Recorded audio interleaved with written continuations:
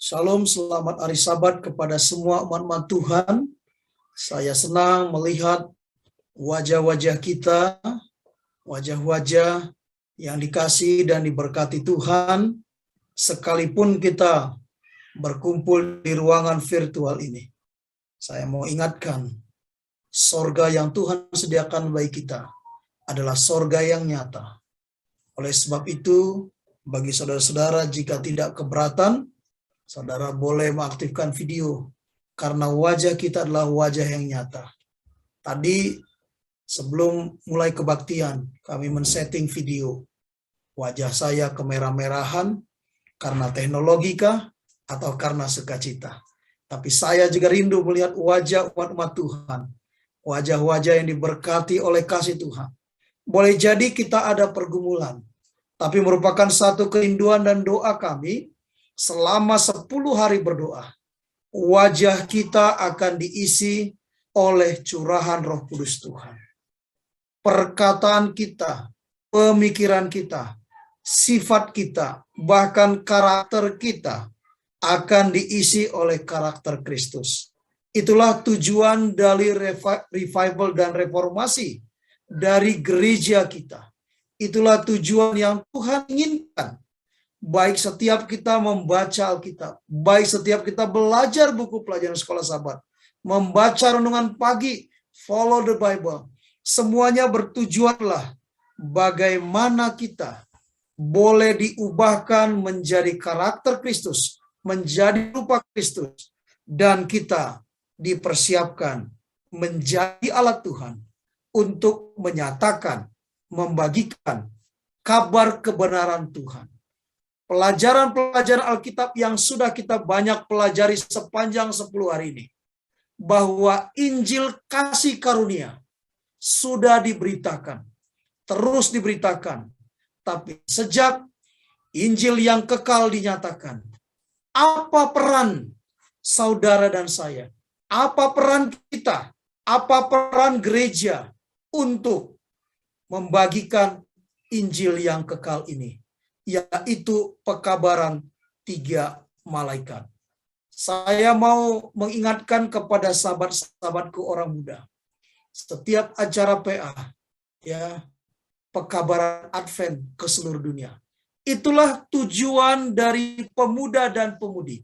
Itulah tujuan dari gereja, kenapa diorganisir pekabaran 3 malaikat ke seluruh dunia. Dan pada hari Sabat ini, pada saat kita dipanggil untuk membagikan, menyatakan akan pekabaran 3 malaikat ini, kita dipanggil untuk berdoa. Kita dipanggil untuk meminta kuasa Tuhan. Kenapa? Karena pekabaran ini adalah pekabaran yang sangat penting.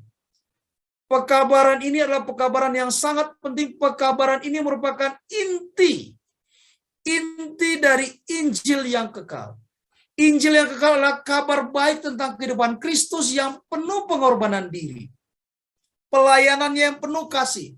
Kematiannya yang menebus. Bukan hanya kematian, kebangkitannya yang menghebohkan. Bukan hanya dia sudah bangkit, tapi pelayanannya sebagai imam besar. Dan ada satu lagi. Ini yang kita nanti-nantikan. Kedatangannya yang kedua kali dengan kemuliaan. Itulah inti dari Injil yang kekal itu. Satu, pelayanan Yesus selama di dunia ini, naik ke sorga, dan melayani sebagai imam besar, dan akan datang kembali dalam kemuliaan untuk menjemput saudara dan saya. Pena Inspirasi mengatakan, sebelum terjadinya penghakiman Tuhan yang terakhir terhadap bumi, akan terjadi suatu kebangunan rohani ilahi di antara umat Tuhan yang belum pernah disaksikan sejak zaman para rasul. Bumi kemarin sore bergoncang, khususnya daerah Banten, Jakarta sebagian. Guncangan ini membuat orang ketakutan berlari-lari. Ada keluarga yang mengatakan yang sedang dirawat di rumah sakit. Sampai protokol di rumah sakit diabaikan.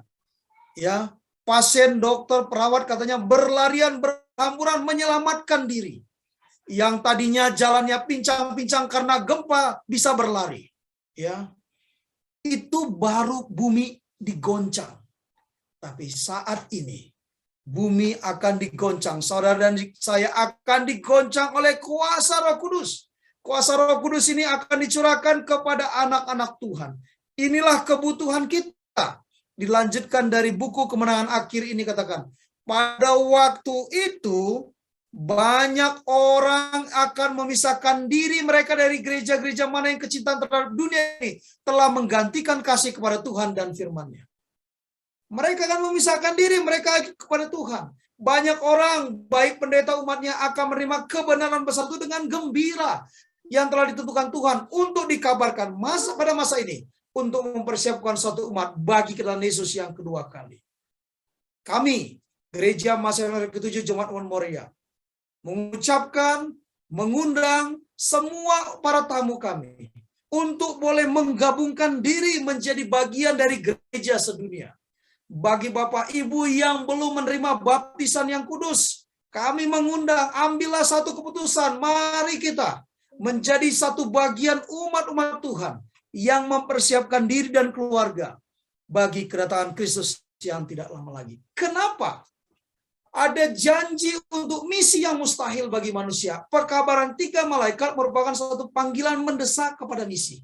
Ada tantangan misi pada akhir zaman mirip dengan tantangan yang dihadapi oleh jemaat mula-mula di perjanjian baru atau di kitab Kisah Para Rasul. Mereka mengalami pergumulan, mereka mengalami tantangan, tapi mereka boleh dimenangkan. Yang menjadi kunci keberhasilan mereka adalah mereka membawa semuanya di dalam doa. Mereka menghidupkan satu kehidupan yang diserahkan sepenuhnya kepada Tuhan dan bergantung kepada Tuhan. Mereka menyadari bahwa mereka tidak punya kuasa apapun untuk menyelesaikan misi Yesus tanpa kuasa Yesus sendiri. Dan dari buku Desires of Ages halaman 362 katakan, kita harus terus memandang kepada Yesus, menyadari bahwa kuasanya lah yang membuat pekerjaan ini bisa berjalan. Sementara kita bekerja dengan sungguh-sungguh untuk penyelamatan jiwa-jiwa yang terhilang, kita juga perlu mengambil waktu untuk merenungkan, untuk berdoa, untuk belajar firman Tuhan. Hanya pekerjaan yang diselesaikan dengan banyak berdoa dan disucikan oleh jasa Kristus yang pada akhirnya akan terbukti menghasilkan kebaikan. Kita memandang kepada Yesus, kita diubahkan, kita menjangkau jiwa-jiwa, dan kita akan berhasil karena kebaikan Tuhan. Inilah misi Allah. Inilah cara Allah. Inilah yang Tuhan lakukan. Adalah kuasa Kristus yang mengerjakan pekerjaannya melalui kita. Bukan hikmat kita, kepadan kita, karisma kita, atau pengetahuan kita. Hikmat untuk memenangkan jiwa datang dari Yesus. Dan kuasa untuk mengubahkan hidup adalah milik Kristus. Dan hanya Kristus saja. Kita tidak punya kuasa. Tetapi Tuhan punya kuasa. Pekabaran 3 malaikat memanggil kita untuk hidup dalam penurutan. Hidup dalam penurutan akan firman Tuhan. Wahyu 14:7 katakan, takutlah akan Allah dan muliakanlah Dia, karena telah tiba saat penghakimannya. Kita harus memulai penurutan ini semakin lagi. Kehendak dari orang tua kepada anak-anaknya. Ini saya sampaikan, ada banyak orang muda, ada banyak anak-anak. Satu-satunya kerinduan orang tua pada saat orang tua berbicara, dia didengarkan dan anak-anak menurut. Bapa kita yang di sorga memanggil kita untuk takut akan Tuhan, muliakan Dia. Bagaimana respon penurutan kita kepada Tuhan? Kita tidak punya kuasa, tapi Ia penuh kuasa. Perjanjian baru tulis dalam bahasa Yunani, kata takutlah dari ayat ini menerjemahkan sebagai menghargai, menghormati, memuliakan. Pada saat kita katakan takutlah akan Allah, maka saya akan menghargai Tuhan, menghormati Tuhan, memuliakan Tuhan dalam kehidupan saya, dalam kebaktian saya, dalam semua segala sesuatu yang saya kerjakan. Saya akan memuliakan Tuhan. Hal ini merupakan satu sikap untuk setia kepada Tuhan.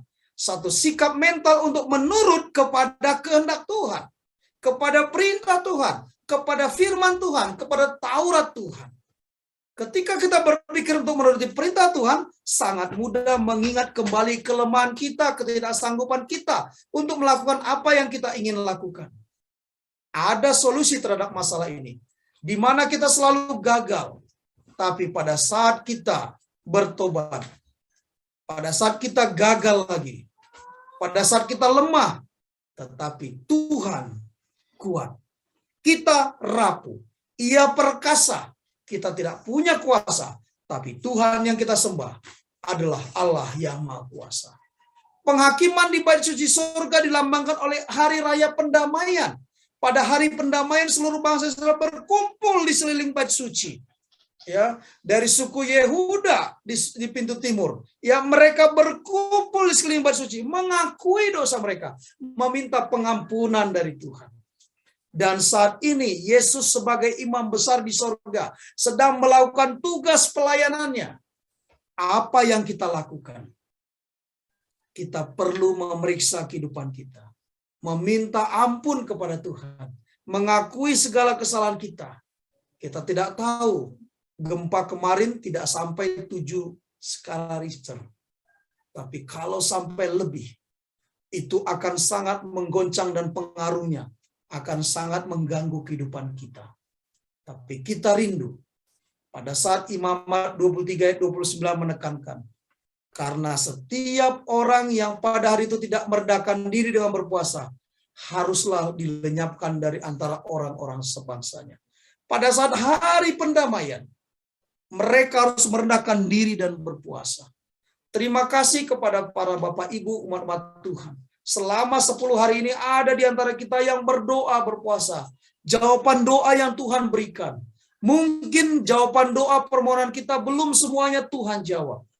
Tapi tetap bahwa hari ini, saat ini kita sedang hidup dari hari pendamaian di mana Yesus melayani di bilik yang maksudnya sebagai imam besar kita.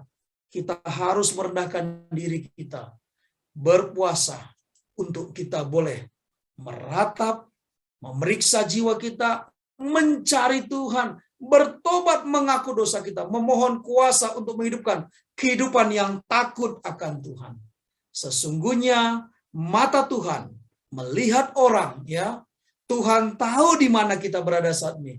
Tuhan tahu apa yang kita lakukan. Tuhan tahu isi hati dan tujuan peribadatan kita. Tapi pada saat ini di hari pendamaian diingatkan untuk kita menghidupkan kehidupan yang takut akan Tuhan. Pengertian pekabaran penghakiman akan menuntun kita memiliki satu hubungan yang mendalam dengan Kristus. Kita akan merindukan untuk kemuliaan namanya dan tidak melakukan apapun yang akan mencoreng reputasi namanya. Apapun yang kita lakukan, baik pada saat kita diberikan satu tugas untuk pelayanan di gereja, pada saat kita dilakukan tugas untuk memberi, mendukung, menolong orang lain, biarlah semuanya itu kita lakukan agar hubungan kita semakin lebih mendalam kepada Tuhan Yesus. Karena saudara dan saya, kita diciptakan untuk satu tujuan. Apa tujuannya? Pekabaran 3 malaikat, panggilan nyaring untuk menyembah pencipta kita. Kita sebagai ciptaan, kita yang diciptakan, tujuan kita adalah untuk menyembah pencipta kita. Untuk menyembah Tuhan. Saudara dan saya, kita diciptakan sesuai dengan teori evolusi, walaupun teori itu diciptakan karena kecelakaan genetika. Kita bukan karena kebetulan, tapi kita diciptakan karena kita berharga, karena kita datang dari Yesus. Merupakan satu pemikiran yang menakjubkan saat mencari bahwa keberadaan kita adalah oleh karena kehendak Tuhan. Saudara dan saya, Bapak Ibu, ya anak-anak yang hadir, kita Tuhan taruh, Tuhan titipkan dalam rahim ibu kita. Dari jutaan sel tadinya yang bisa jadi, tapi hanya saudara, hanya saya yang Tuhan izinkan untuk menjadi pemenang, bertumbuh dalam rahim ibu kita, dan dilahirkan di dunia ini. Tuhan punya rencana, Tuhan punya misi, Tuhan punya yang indah buat kita. Oleh sebab itu, pada saat kita diberikan hari Sabat, kita diingatkan akan pencipta kita. Kita ciptaan, ada pencipta yang harus kita sembah. Ada tujuan saudara dan saya. Oleh sebab itu jangan pernah merasa, Tuhan hidup saya lemah. Tuhan, saya tidak berharga. Tuhan, saya tidak berhasil. Tuhan, saya akhiri saja hidup saya. Saya pernah sampaikan kesaksian ini. Seorang bapak yang memiliki dari materi, bagi saya materinya di atas rata-rata. Pekerjaannya bagus, punya istri, punya anak-anak, punya kebutuhan materi yang mencukupi. Tapi pada satu siang dia bertelepon kepada saya. Istrinya bertelepon, "Pak Pendeta datang sekarang ke rumah. Saya sedang tidak di rumah, tapi suami saya tadi katakan dia akan bunuh diri." Aduh, saya bingung. Saya hitung perjalanan dari tempat saya tinggal, dari Meruya ke rumah itu paling sedikit 20 menit, paling kencang 15 menit. Lalu saya berdoa, Tuhan, tuntun, Tuhan buka jalan, Tuhan hadir di sana. Lalu saya minta diakon, saya minta anggota jemaat saya, tolong datang segera ke rumah itu. Karena perjalanan saya paling cepat 15 menit, saya tidak bisa mendahului malaikat. Kita berdoa, dan saya pesankan kepada anggota jemaat yang datang ke sana, bawa datang bersama dengan security. Saya tidak tahu kalau 5 menit menggantungkan leher ini pasti akan mati. Ya. Dan puji Tuhan, pada saat anggota kita datang ke sana menggedor-gedor. Ya, tidak berapa lama lagi saya sampai, saya lihat dia punya pintu ada tali kabel hair dryer. Setahu saya kabel hair dryer itu tebal. Karena hair dryer itu wattnya besar. Saya lihat kabel itu jatuh. Dan Bapak itu katakan, "Pak Pendeta, saya sudah gantung diri tadi di sana. Tapi kabel itu putus." Saudaraku, Bapak Ibu yang dikasihi Tuhan. Memang Bapak itu belum anggota jemaat kita. Tapi Bapak ini mengalami keputusasaan. Dia punya materi, dia punya penghasilan, saya tahu dia pernah memberikan persepuluhan. Ya, lebih dari 20 juta. Tetapi materi tidak menjamin kebahagiaan dalam hidupnya. Setelah dia bercerita, saya ambil satu kesimpulan. Hanya karena masalah kata-kata, anak tidak berkenan kepada ibu, ibu tidak berkenan kepada anak, anak tidak berkenan kepada bapak, bapak tidak berkenan kepada anak dan suami istri. Tapi yang sangat disayangkan, suami itu katakan, "Saya tidak tahan lagi hidup di dunia ini, Pendeta. Lebih bagus saya mengakhirinya." Jemaat yang diberkati Tuhan, saya mau sampaikan, pergumulan apapun yang kita miliki, pastikan kita tidak akan pergi ke tiang gantungan untuk bunuh diri. Tapi kita akan pergi ke tiang kaki salib Yesus untuk menyatakan, mengingatkan bahwa sesungguhnya kita tidak berdaya. Tuhan tolong saya. Bukan kita menyelesaikan masalah ini dengan mati bunuh diri. Tapi kita akan katakan, Tuhan tolong saya. Pada saat kita mendapatkan pertolongan Tuhan ini, mari pastikan, jangan sampai berkat itu hanya menjadi bagian kita. Tapi bagikan berkat itu, pengalaman pertolongan Tuhan itu kepada orang-orang. Di masa pandemi 2 tahun terakhir ini, banyak umat-umat Tuhan mengalami pergumulan yang sangat sulit, mengalami tantangan yang sangat sulit. Tapi percayalah, lewat setiap kesaksian-kesaksian yang umat-umat Tuhan bagikan di sekolah sahabat tadi, ya, diberikan selalu ruang kesempatan untuk menceritakan. Itu menjadi harapan kekuatan, baik bagi opa oma orang tua sampai anak remaja sekalipun. Bagi adik-adikku remaja, orang-orang muda. Boleh jadi pergumulanmu juga begitu berat. Tantanganmu begitu berat. Tapi lewat pelajaran pada Sabat hari ini, ingatlah bahwa kita memiliki Tuhan. Bahwa kita memiliki jalan keluar. Bahwa kita memiliki harapan. Dan hari Sabat diberikan. Supaya rumah tangga kita satu dengan yang lain semakin dekat. Karena kita adalah ciptaan. Kita tidak boleh menyelesaikan hidup kita. Yang bisa menyelesaikan hidup kita adalah pencipta kita sendiri. Hari Sabat itu harus kita bawa ke rumah kita. Setelah di Eden diberikan bahwa hari Sabat rumah kita harus menjadi sorga, harus menjadi sukacita. Hari Sabat harus menjadi satu kerinduan bagi kita. Karena sembahlah Allah. Hari Sabat adalah panggilan untuk berdoa, memuji dan menyatakan Tuhan.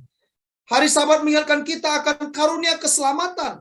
Pada hari Sabat kita beristirahat di hari Sabat. Kita beristirahat dalam pekerjaan yang diselesaikan Tuhan. Ya, sebagaimana Ibrani 4 ayat 9 dan 10. Kita beristirahat di dalam Tuhan. Jadi, masih tersedia suatu hari perhentian, hari ke-7 bagi umat Allah. Sebab barang siapa telah masuk ke tempat perhentiannya, ia sendiri berhenti dari segala pekerjaannya. Sama seperti Allah berhenti dari pekerjaannya. Hari Sabat menjadi satu momentum kepada kita untuk menghentikan pikiran kita dari beban pekerjaan, dari beban kuliah, dari beban sekolah, dari beban tugas apapun yang bersifat duniawi. Tapi pada saat kita memikirkan beban pekerjaan pelayanan, itu adalah berkat, bukan beban. Karena Tuhan yang akan melipat gandakan buat saudara dan saya. Hari Sabat bukanlah sebuah persyaratan legalis yang diberikan kepada bangsa Israel. Hari Sabat merupakan sebuah hari penuh rahmat untuk keseluruhan umat manusia yang menuntun kita bergantung sepenuhnya dan hanya kepada Kristus untuk penebusan kita. Pekabaran malaikat kedua, ya, pekabaran 3 malaikat di Wahyu 14 secara spesifik dirancang untuk mempersiapkan satu umat untuk kedatangan Yesus. 3 malaikat ini menyatakan rencana Tuhan dan menyingkapkan apa rencana atau jebakan-jebakan dari si jahat. Pertama, pekabaran ini memanggil kita untuk setia kepada Kristus dan firman-Nya. Kedua, bahwa kita diminta untuk melalui pekabaran ini dipanggil bagaimana iman kita harus bertahan dalam ujian. Kita tidak usah mengatakan bahwa hari-hari terakhir akan segera datang ke atas kita. Bahaya itu sedang terjadi hari ini. Saat kita membutuhkan pedang Allah untuk memotong sampai ke dalam jiwa kita, sumsum nafsu, daging selera dan hawa nafsu. Pikiran kita yang telah diserahkan kepada pemikiran bebas harus diubahkan. Pemikiran kita haruslah berpusat kepada Kristus. Boleh jadi tahun 2021 ada pemikiran-pemikiran yang berpikir kepada diri, ya, kepada keluarga, kepada personal. Tapi lewat bacaan kita dalam With God and Down, kita akan membawa nafsu kita, selera kita, keinginan kita kepada karakter atau keinginan Kristus.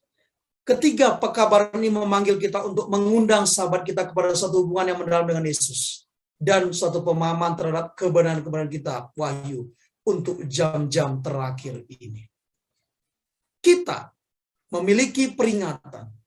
Pekabaran 3 malaikat, pekabaran terakhir dari pekabaran 3 malaikat merupakan peringatan yang paling hikmat dalam Alkitab. Peringatan ini diabaikan oleh banyak orang. Namun peringatan ini menyatakan kebenaran rohani, mengubahkan hidup, menyentuh kebutuhan kita yang terdalam, dan menarik kita untuk lebih dekat kepada Yesus. Hati-hati, selain Kristus bekerja keras, tapi antikristus juga akan bekerja keras. Antikristus ini akan bekerja sadar atau tidak sadar, itu bisa menjadi karakter kita. Ada keangkuhan, gantinya merendahkan diri. Meninggikan diri, gantinya mengorbankan diri. Ya. Gantinya kita percaya kepada hikmat Tuhan, Alkitab, kita percaya kepada hikmat manusia. Dan ini, prinsip antikristus ini, telah mendarah daging dan tersebar dalam setiap kegiatan manusia.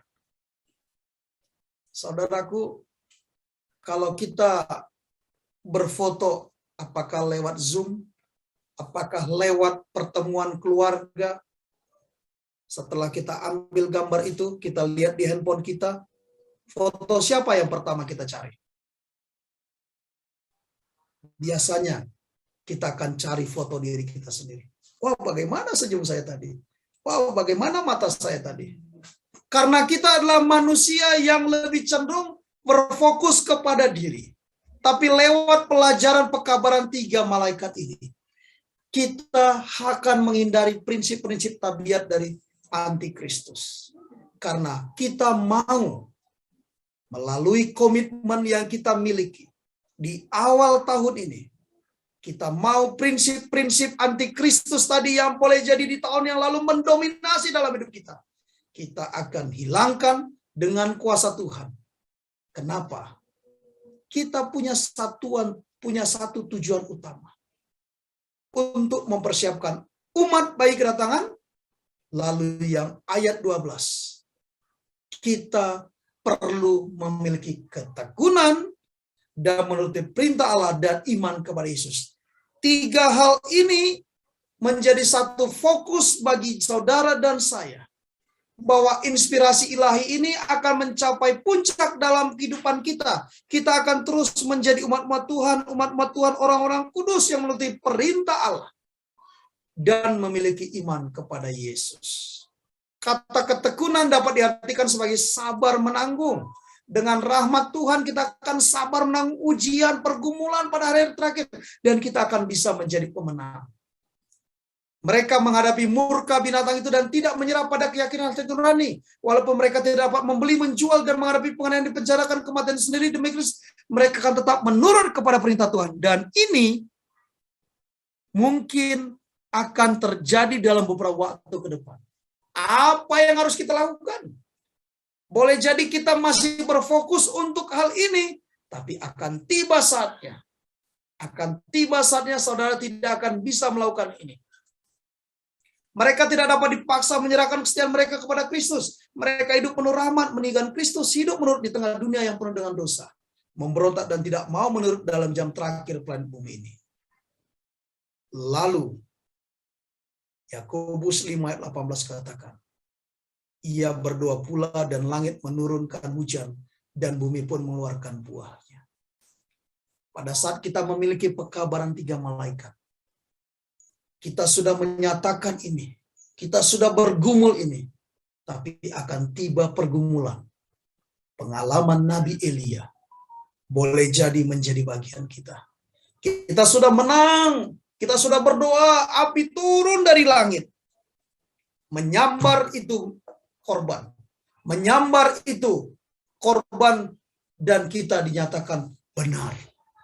Tapi di sisi lain pengalaman Nabi ini, pada saat bangsa itu gantinya menyembah Tuhan, mereka menyembah kepada patung yang didirikan oleh Isabel, di mana sifat Isabel itu akan terus ada sampai Yesus datang kedua kali.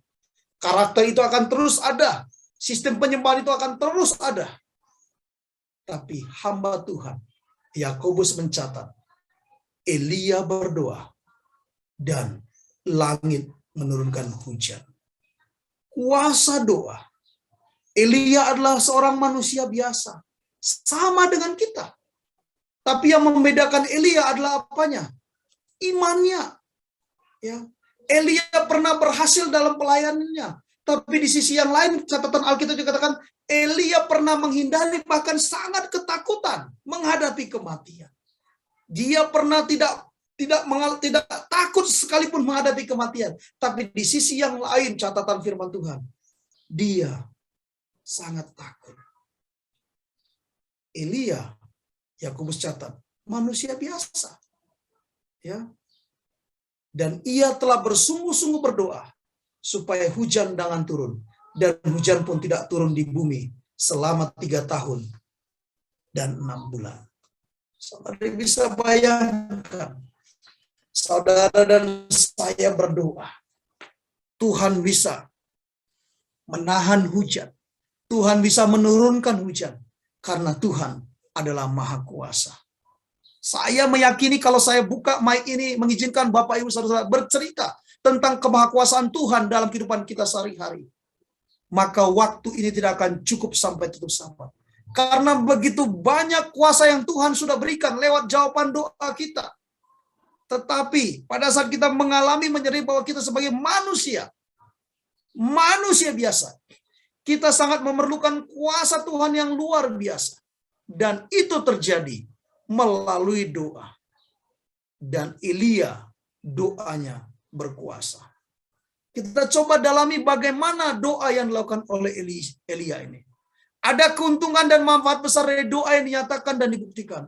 Doa orang benar, bila dengan yakin didoakan, sangat besar kuasanya. Entah didoakan bagi diri sendiri atau bagi orang lain. Sangat besar kuasanya. Lihat contoh Elia dari ayat 17-18 tadi. Orang berdoa haruslah orang benar. Bukan benar dalam arti sempurna. Sebab Elia di sini menjadikan teladan bagi kita bukanlah orang yang sempurna, melainkan benar dalam arti Injil. Ia tidak mencintai apapun, menyetujui kejahatan jenis apapun. Seandainya ada niat jahat dalam hatiku. Mazmur 66:18.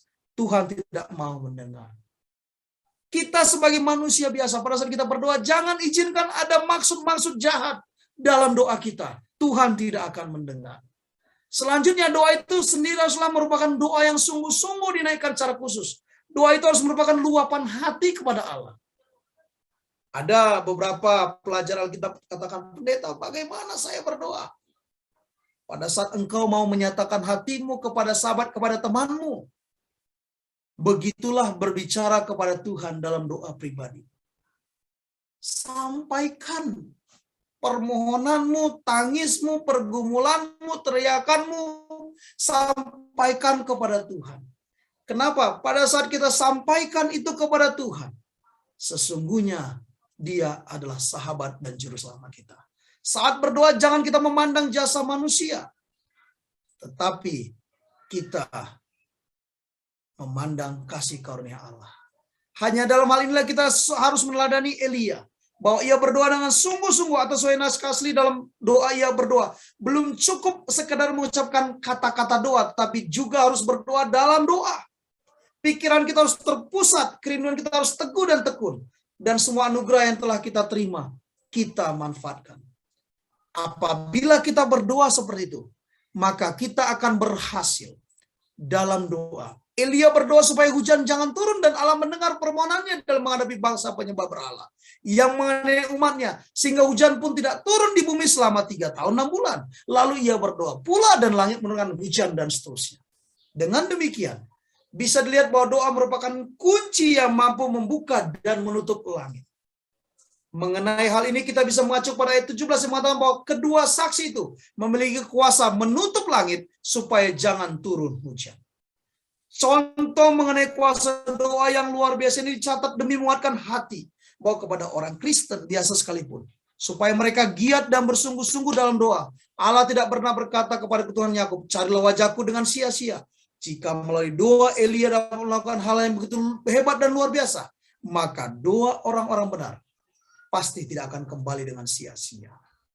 Kalaupun tidak terjadi mujizat dalam jawaban doa Allah, jawaban doa kita dapat kasih karunia Allah yang besar. Mazmur 24:4 katakan, orang yang bersih tangannya dan murni hatinya, yang tidak menyerahkan diri kepada penipuan, yang tidak bersumpah palsu. Inilah doa orang yang Tuhan dengar.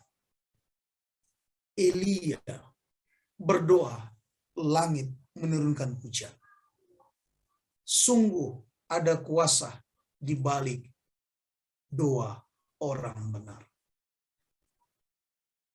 Catatan 1 Raja 18 ayat 45 bagian A katakan, maka dalam sekejap langit menjadi kelam oleh awan badai, lalu turunlah hujan yang lebat.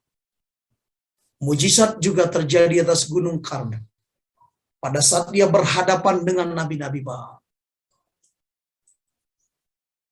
Karena doa Elisa, anak perempuan Sunem yang sudah meninggal, sanggup dihidupkan kembali. Maka bersinlah anak itu sampai 7 kali, lalu membuka matanya. Doa yang tekun, jika diimani maka akan melahirkan hasil yang menakjubkan. Berdoa bermanfaat untuk pertumbuhan kerohanian kita dan dalam pelayanan penginjilan. Ketika Yosua berdoa dengan sungguh-sungguh katanya, matahari berhentilah di atas Gibeon dan engkau bulan dan atas lembah Ayalon. Maka berhentilah matahari dan bulan pun tidak bergerak, sampai bangsa itu membalas dendamnya kepada musuhnya. Belum pernah ada hari seperti itu, baik dahulu maupun kemudian, bahwa Tuhan mendengarkan permohonan seorang manusia secara demikian. Sebab yang berperang untuk Israel ialah Tuhan. Luar biasa. Yosua berdoa, matahari, bulan bisa berhenti. Sebab aku telah memberikan suatu teladan kepada kamu, supaya kamu juga berbuat sama seperti yang telah kuperbuat kepadamu. Kita perlu taat kepada Tuhan. Karena ketaatan secara mutlak kepada Bapa di sorga adalah prinsip menguasai seluruh kehidupan Yesus saat menjalankan tugas misi pelayan di bumi. Tak sekalipun Kristus menentang apa yang menjadi kehendak Bapa, dan oleh karena itu Tuhan Yesus menghendaki supaya kita sebagai umat-Nya Di awal tadi saya sampaikan, orang tua punya kerinduan kepada anak-anaknya adalah penurutan. Dan Tuhan rindu agar kita meneladani karakter Kristus. Belajar bagaimana cara Kristus. Kita menjadi anak-anak Tuhan yang taat. Yohanes 4 ayat 34, apa Yesus katakan? Makananku ialah melakukan kehendak Dia yang mengutus aku dan menyelesaikan pekerjaannya. Inilah yang Tuhan inginkan. Inilah yang harus menjadi makanan umat-umat Tuhan di sepanjang tahun 2022. Yang kita lakukan adalah bagaimana kita menyelesaikan pekabaran 3 malaikat, Injil yang kekal itu. Sehingga banyak orang yang diselamatkan. Semasa berada di bumi, Kristus tidak pernah berhenti bekerja, melayani Bapa, melayani manusia. Salah satu keteladanan yang ditujukan adalah dalam hal berdoa. Doa adalah kekuatan dan bagian terpenting dalam peran Yesus. Doa adalah rahasia kehidupan pelayanan Yesus. Bagi Bapak Ibu yang punya satu kerinduan, kita mau terlibat selama tahun 2022 ini. Kita yang tinggal di Jakarta dan sekitarnya. Tahun 2022, Jakarta memiliki tema yang baru, kota kolaborasi.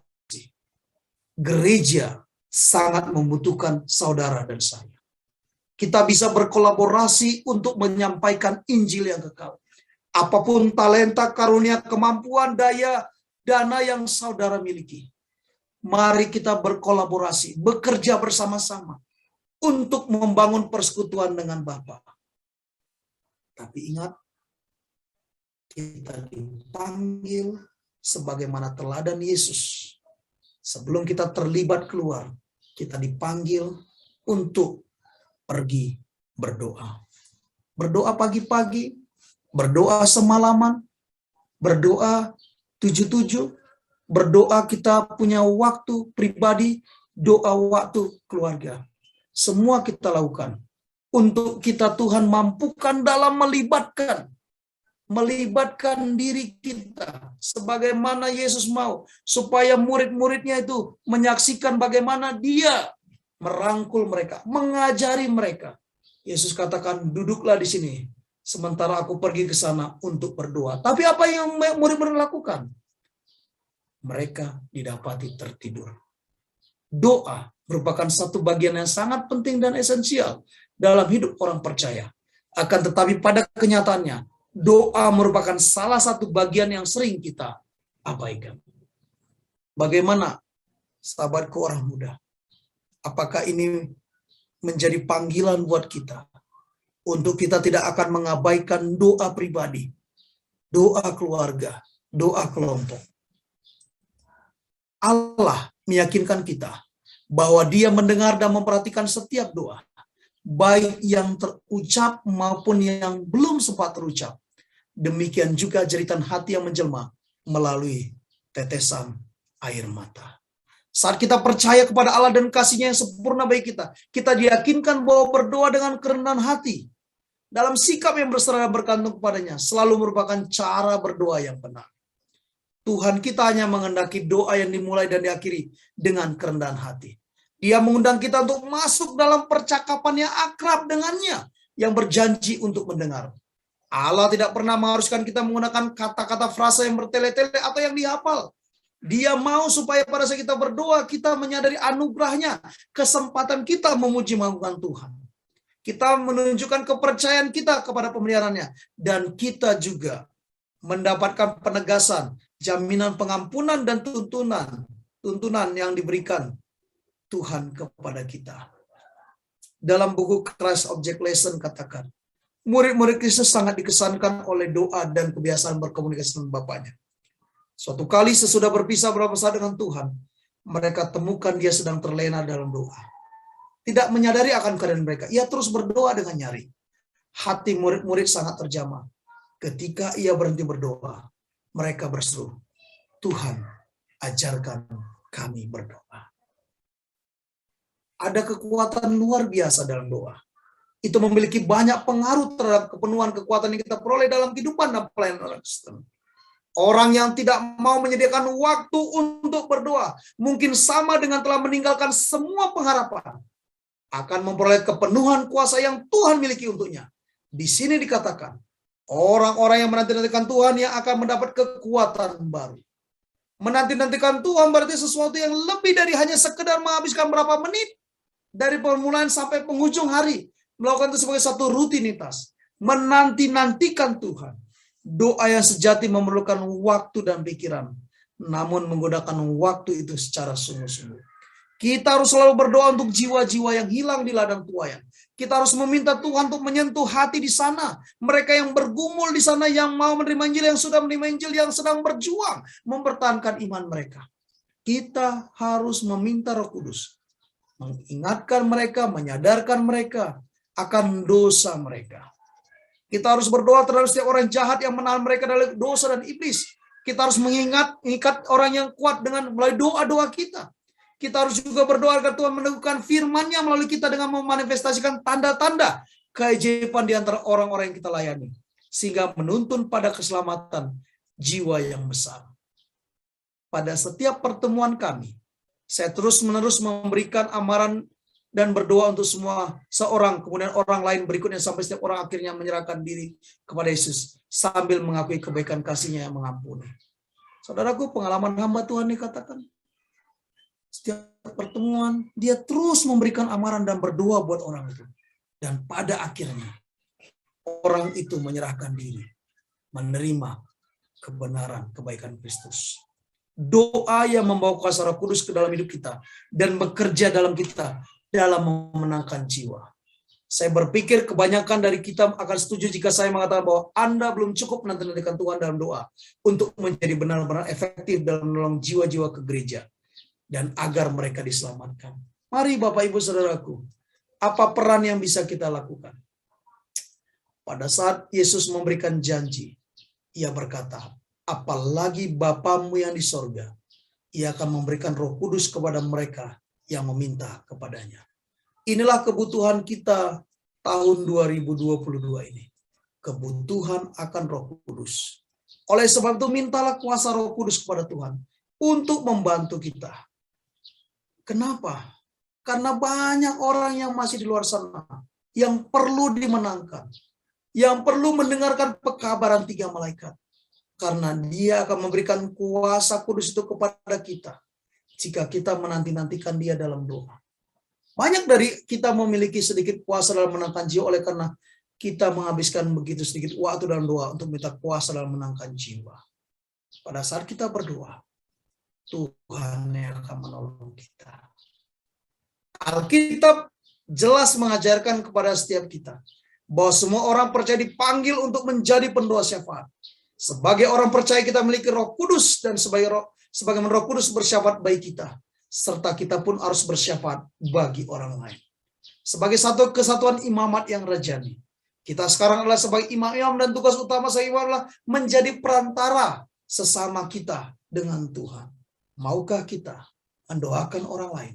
Maukah kita bertekun dalam doa? Berjaga-jaga mengucap syukur, menyatakan kasih kebaikan orang. Ada banyak orang yang bergumul di luar sana, yang menjadi sasaran iblis. Tapi kita punya misi. Kita punya misi penginjilan. Kita perlu doa syafaat. Gereja perlu memerlukan umat-umat Tuhan yang menjadi pendoa.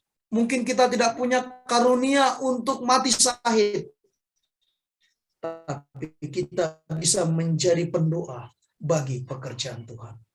Oleh sebab itu, di akhir seri doa 10 hari ini, kita sudah berdoa bersama-sama.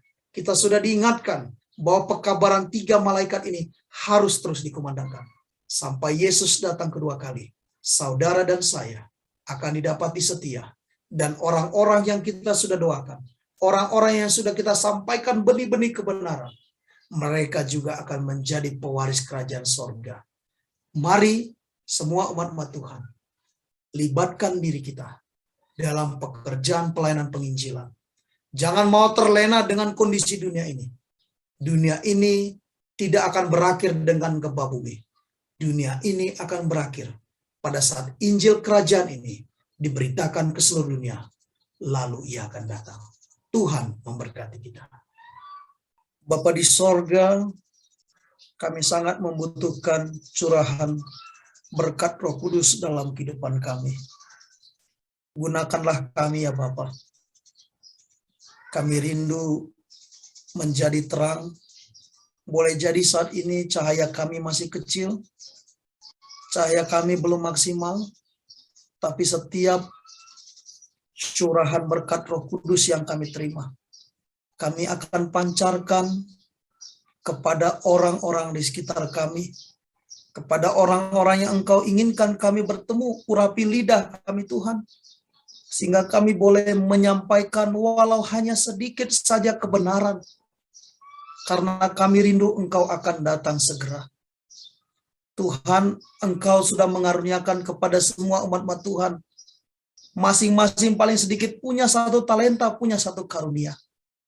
Pada hari Sabat ini Tuhan, kami mau serahkan itu kepada tangan Tuhan. Kami mau Tuhan itu boleh berlipat ganda. Lewat talenta karunia yang Kau berikan, kami mau menjadi alat Tuhan. Kami mau menyampaikan Injil yang kekal ini ya Bapa, yang akan merubah hidup kami, yang akan merubah keluarga kami dan jemaat kami. Dan kami rindu lewat pekabaran pada siang hari ini, Tuhan akan memberkati kami. Kami tidak akan terfokus Tuhan kepada kondisi dunia yang akan mengalami kemerosotan ini, tapi kami akan fokus kepada Injil yang kekal, yang harus kami bagikan, yang harus kami kabarkan. Bapa, hamba-Mu berdoa, kiranya semua umat-umat Tuhan yang hadir di ruang virtual ini, dari orang tua kami, orang-orang muda, kanak-kanak bahkan balita, berkatilah kami Tuhan, gunakan kami, sanggupkan kami. Jika ada di antara kami yang sakit, sembuhkan.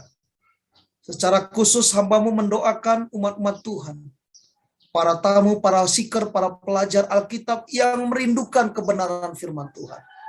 Tumbuhkan kebenaran itu dalam hidup mereka. Buat satu keyakinan bahwa mereka harus mengambil satu keputusan untuk menyerahkan hidup hanya kepada Tuhan. Karena saat ini adalah saat yang genting Tuhan. Kami tidak tahu apa yang akan terjadi di depan. Tapi pada saat kami mengambil satu keputusan pada hari Sabat ini, untuk mengambil Engkau sebagai Tuhan dan Juru Selamat kami pribadi, Tuhan akan menolong kami.